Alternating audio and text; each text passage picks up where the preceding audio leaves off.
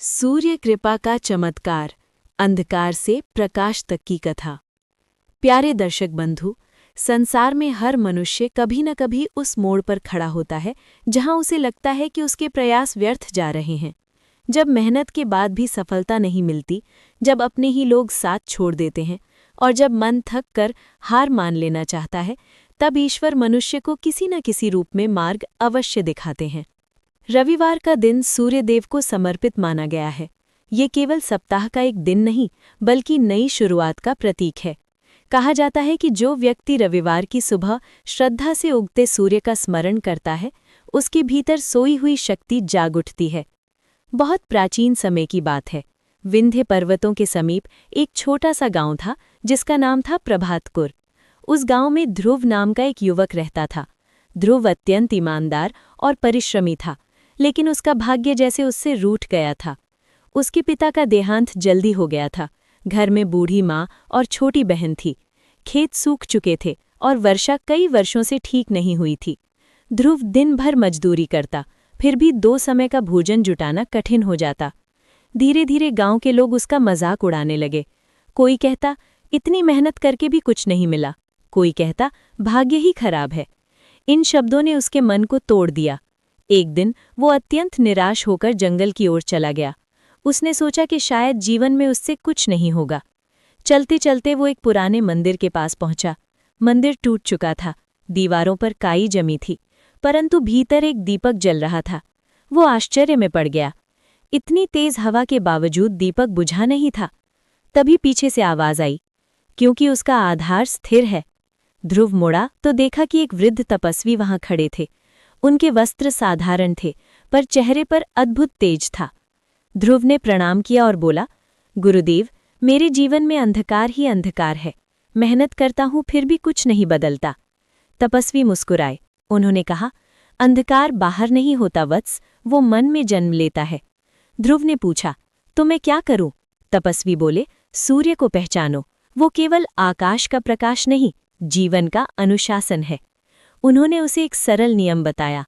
हर रविवार सूर्योदय से पहले उठो, नदी में स्नान करो, तांबे के पात्र से सूर्य को जल अर्पित करो और ये प्रार्थना करो कि मुझे कर्म से प्रेम करना सिखाइए। ध्रुव को ये साधारण लगा, पर उसने सोचा खोने को कुछ नहीं है। अगले रविवार वो अंधेरे में उठा। ठंडी हवा चल रही थी। नींद बार बार आंखों को बंद करना चाहती थी, पर वो नदी तक पहुंच गया। जब पहली बार उसने उगते सूर्य को देखा तो उसका मन शांत हो गया। लालिमा धीरे धीरे आकाश में फैल रही थी। उसने जल अर्पित किया और बोला, हे सूर्यदेव, मुझे धन नहीं चाहिए, बस इतना दीजिए कि मैं हार न मानूं। उस दिन कुछ नहीं बदला, पर उसके भीतर एक नई ऊर्जा जरूर आई। अब वो रोज जल्दी उठने लगा, काम पर समय से पहुंचने लगा।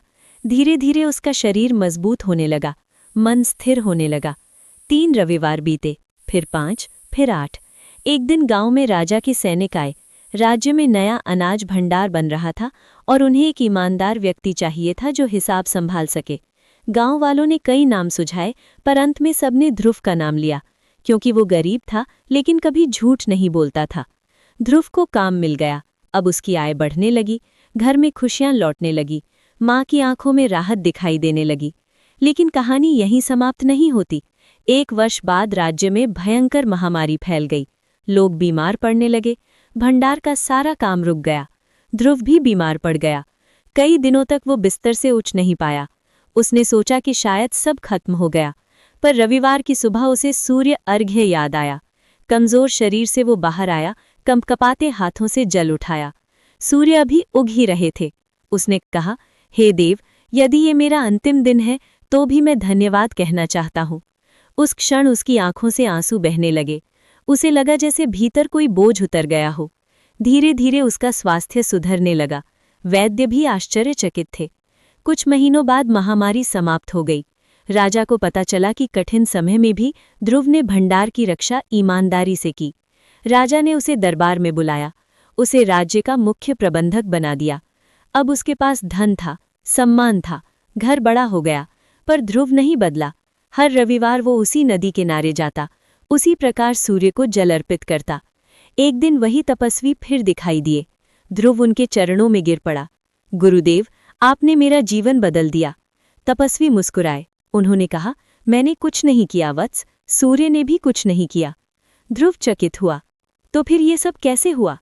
तपस्वी बोले, जब तुम रविवार को उठे तब सूर्य ने तुम्हें धन नहीं दिया, उन्होंने तुम्हें अनुशासन दिया। जब तुमने जल अर्पित किया तब उन्होंने भाग्य नहीं बदला, उन्होंने तुम्हारे भीतर विश्वास जगाया। और जब विश्वास जागता है तब मनुष्य स्वयं अपना भाग्य लिखता है। ये कहकर तपस्वी धीरे धीरे प्रकाश में विलीन हो गए।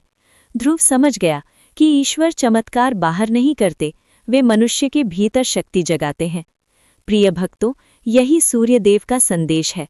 वे बिना रुके हर दिन उदय होते हैं, न शिकायत करते हैं न थकते हैं। वे सिखाते हैं कि जीवन में सफलता पाने के लिए सबसे पहले स्वयं को जीतना जरूरी है। जब अगले रविवार सुबह सूर्य की पहली किरण आपके घर आए तो उसे केवल रोशनी मत समझिए, उसे एक अवसर समझिए, नई शुरुआत का अवसर। क्योंकि जो व्यक्ति प्रकाश की ओर एक कदम बढ़ाता है, उसके लिए ईश्वर 1000 कदम आगे बढ़ते हैं। और यदि इस कथा ने आपके मन को स्पर्श किया हो तो श्रद्धा से